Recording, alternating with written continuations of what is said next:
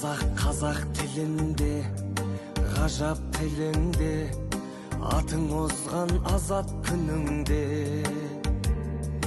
Ана тілін білмегеніңде, өз-өзіңді мазақ қылуде. Қазақты бірге, қазақтығың қазақ тіліңде, ғажап дініңде. Қазақ тілі бабамның тілі, баламның тілі, тілім барда адаммын тірі.